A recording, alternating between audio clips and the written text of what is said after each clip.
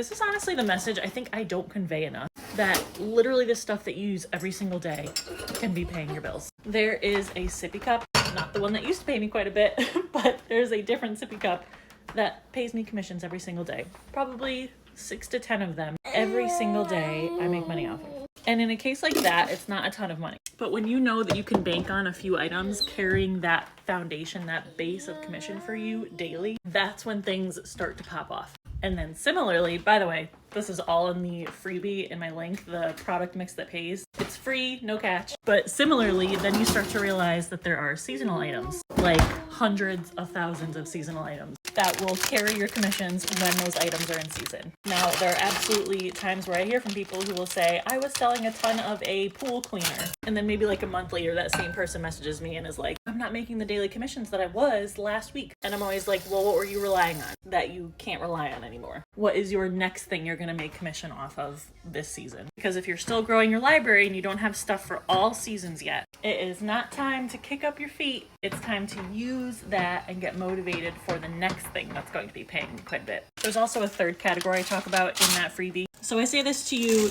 do not be jealous of my girl's results over here.